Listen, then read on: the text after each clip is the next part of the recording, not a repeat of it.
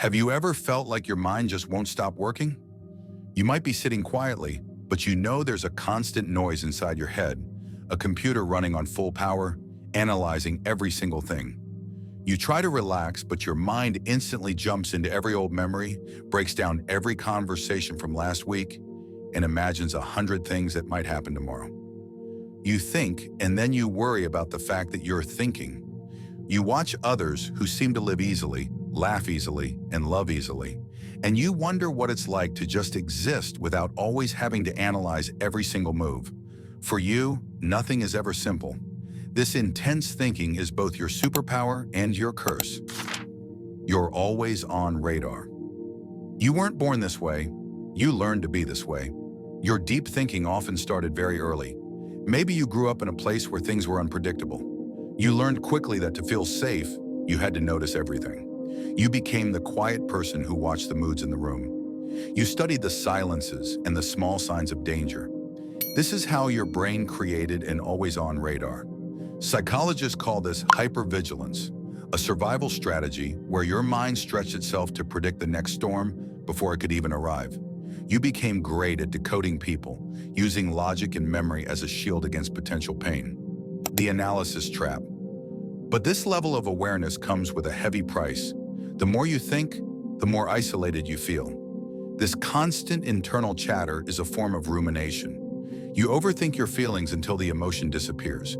You become both the person doing the living and the person watching yourself live, and that stops you from ever truly surrendering to the moment.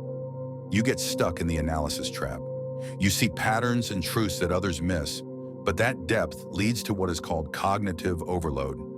You are dealing with mental burnout because you are always processing emotional signals. It's an invisible stress. The biggest problem is this.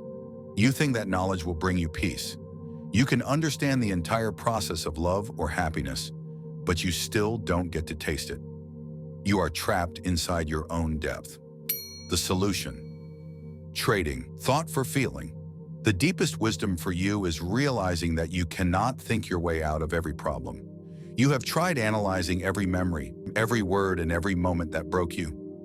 But not every wound can be solved with understanding. The healing for you doesn't come from thinking more. It comes from learning how to simply be. First, you need to soften your mind. You have to understand that peace isn't the absence of thought. It's the art of not believing every single thought your brain produces. This is the start of building mindfulness. Second, you must get into your body. You need to find simple ways to ground your awareness right in the present moment. You have to remember that your thoughts can't experience the world for you. Only your senses can. This is a practice in emotional regulation. Third, you must practice release. Journaling becomes a key tool, not for analysis, but as a way to exhale all the unspoken thoughts. You need to start asking yourself, does this thought help me or does it just starve me? When you live from this place of depth, not analysis, life stops being something you have to decode. It becomes something you simply get to experience. The truth is, deep thinking was never the problem. The problem was believing that depth required suffering. The true intelligence is not in endless analysis, but in presence. And one day, after all the questions fall silent, you finally realize that the peace you were chasing was inside you all along. If you felt seen and understood by this video, please hit the subscribe button to join our community. We dive deep into the psychology that helps people like you turn their biggest challenges into their greatest strengths. Then tell me in the comments, what is the one small, simple thing you are going to do today to feel more present?